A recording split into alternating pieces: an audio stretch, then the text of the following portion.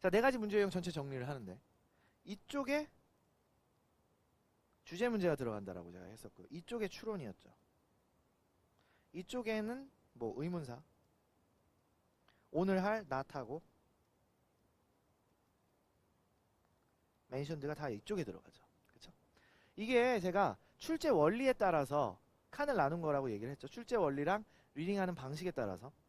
자, 우리 조금 아까 전에도 풀어봤지만 이렇게 나눈 이유는 제가 뭐라고 했습니까? 주제 문제랑 나머지 문제가 가장 다른 이유. 주제 문제는 세부사항이 필요 있다 없다? 세부사항이 전혀 필요 없죠. 전체적으로 글이 어떤 글이냐, 우리 좀 아까 봤잖아요. 며칠까지 내야 되냐, 차가 몇 대 될 수 있냐, 이런 거 하나도 안 나왔죠. 신청자가 누구냐, 이런 거 하나도 필요 없었잖아요. 디테일한 내용은 얘는 필요 없어요. 되셨죠? 그래서 얘는 큰 그림을 보시고, 그러니까 좀 영어로 얘기하면 줌 인이 아니라 줌 아웃을 해서 봐야 되는 거예요. 좀 밖으로 나와서 보셔야 되는 거거든요. 이렇게. 네. 그러니까 숲을 볼 때 전체적으로 보고 길이 전체적으로 좀 우측으로 향해 가고 있구나, 이런 것들을 좀 크게 보셔야 되는 거고.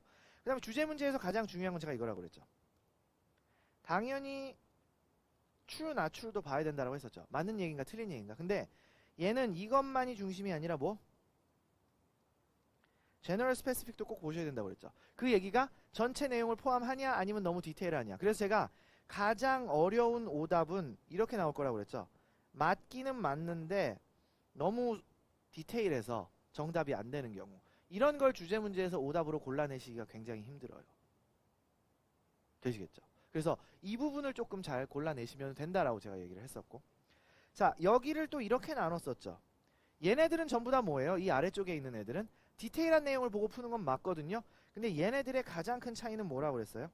의문사 의문문이나 남문제나 mentioned 문제는요, 출제 원리가 paraphrasing이에요. paraphrasing이란 건 뭐예요? 바꿔서 쓰기만 한 거예요. 그러니까 예를 들어서 철수가 왜 배가 고플까요? 라고 물어보면은 위에 철수가 배가 고파요 라는 내용이 있다 없다? 없을 거예요. 철수가 굉장히 허기를 느낍니다, 만약 이렇게 가는 거죠. 그러면 허기를 느낀다는 거랑 배고프다라는 거랑 같은 뜻인지 모르면 못 푸는 거예요. 그러니까 얘는 단어 싸움이거든요. 근데 모든 리딩은 단어 싸움이에요. 추론 문제에서도 단어 싸움이 되는데 얘네들의 근본적인 차이는 이거죠. 의문사 의문문은 본문에서 뭐를 찾았어요? 답을 찾았죠.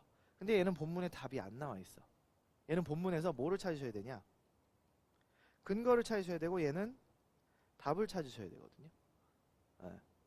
그 다음에 얘 또 하나의 특징은 의문사 의문문이나 남문제나 mentioned 문제는요, 답을 찾잖아? 그러면은 답하고 본문의 내용하고 이퀄 관계가 들어가죠. 똑같아요. 근데 추론 문제는요, 답하고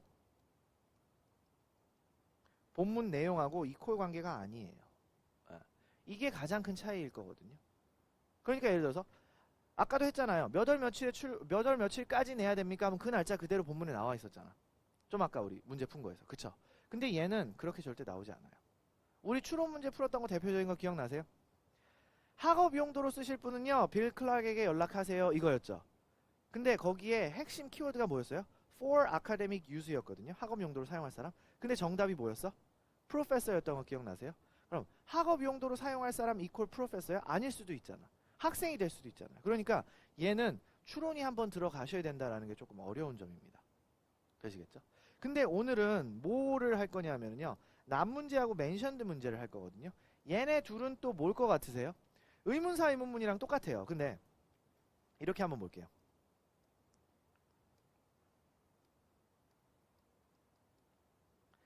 자, 의문사 의문문은 본문에서 정답 하나만 딱 고르면 끝났죠. 그래서 우리 의문사 의문문 문제 풀 때는 어떻게 갔어요? 문제 딱 읽고 문제에서 뭐 뽑았어요? 키워드 뽑고 이거 물어보는구나 하고 가서 답을 바로 찾으실 수가 있었죠. 근데 난문제 같은 경우는요, 문제에서 키워드를 뽑을 수가 없어요. 왜 그러냐면 이렇게 나오거든요. 다음 그래서요, 본문에서 언급이 안 된 것은 무엇입니까? 하면 거기서 키워드를 뭘 뽑을 거야? 뽑을 수가 없거든요. 그래서 얘는 난문제는요, 선택지에서 키워드를 뽑고 올라가시는 게 핵심이에요. 선택지에서. 네. 선택지가 감사합니다로 단어로 되어 있잖아요. 그럼 단어를 기억을 하시고 올라가시는 게 좋아요. 근데 만약에 선택지가 문장으로 돼 있잖아요. 그럼 어쩔 수 없어. 그 문장에서 뭐 키워드를 뽑으셔야 되는 거예요. 그러니까 여기서는 지금 선택지가 4개가 있을 거잖아요. 우리 의문사 의문문은 뭐예요? 질문 딱 하나에서 키워드 하나만 뽑고 가면 됐죠. 얘는 최악의 경우 문장이 4개면은 의문사 의문문 4개 푸는 것하고 같은 작업을 하셔야 되는 거예요. 그러니까 시간이 오래 걸릴 수밖에 없죠. 근데 제가 이거는 과감하게 선택지를 먼저 읽고 본문으로 올라가라는 이유는 뭐냐면요. 이 4개 중에 3개는 맞는 얘기겠지. 그쵸? 그러면 그 3개가 만약에 문장이다라고 하면 그 3개는 뭐가 될까요? 본문의 요약문이 되는 거거든요. 그러니까 남 문제는 A, B, C, D 선택지를 먼저 보시고 키워드를 찾으신 다음에 머릿속에 사실 4개를 다 기억하고 올라가면 좋아.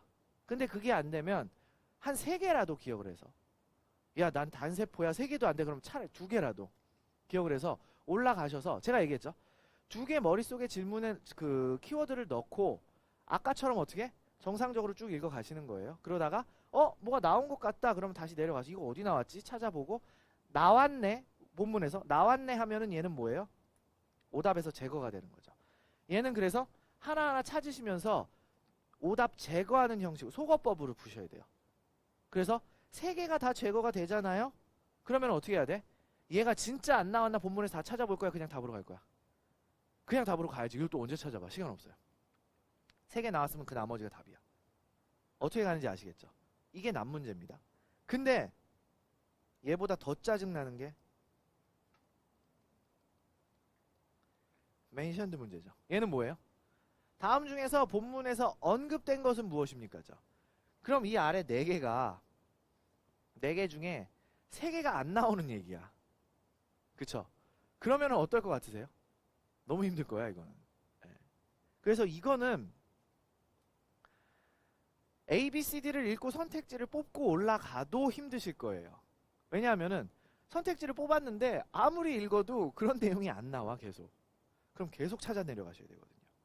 그래도 제가 추천해드리는 방식은 그래도 선택지를 좀 먼저 읽는 게, 왜냐면은 얘가 나오냐 안 나오냐를 머릿속에서 생각을 하면서 문제를 푸셔야 되잖아요. 그쵸?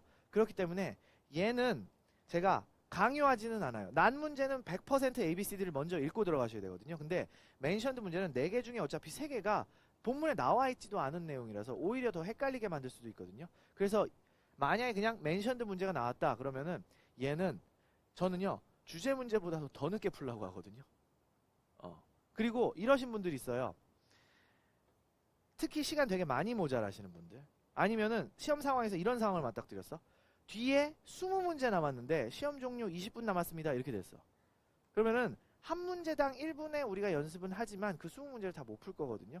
그럼 그럴 때는 어쩔 수 없어. 쉬운 문제를 골라서 풀어야 되거든요. 전략적으로. 그때는 이 멘션드 문제는 다 버리시는 거예요. 어쩔 수 없어. 최악의 경우는 멘션드 문제를 버리실 수 있으셔야 돼요. 그 다음으로 난 문제를 버릴지 추론 문제를 버릴지는 생각을 해보셔야 돼요. 네. 본인이 풀어보시고 난 이게 좀 더 잘 된다라는 걸 먼저 풀어보시는 게 좋습니다. 대략 어느 식으로 가시는지 아시겠죠? 그래서 멘션드 문제는 A, B, C, D를 먼저 읽고 가셔도 되고 마지막에 본문을 읽을 대로 읽은 다음에 A, B, C, D를 보고 왔다 갔다 하시면서 푸셔도 되고 상관은 없어요.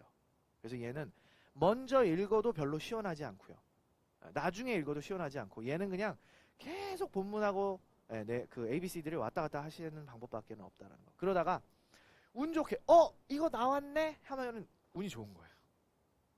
그래서 이거는 왔다 갔다를 많이 하셔야 된다는 거. 오히려 멘션드 문제가 난 문제보다 훨씬 더 짜증 나실 거예요.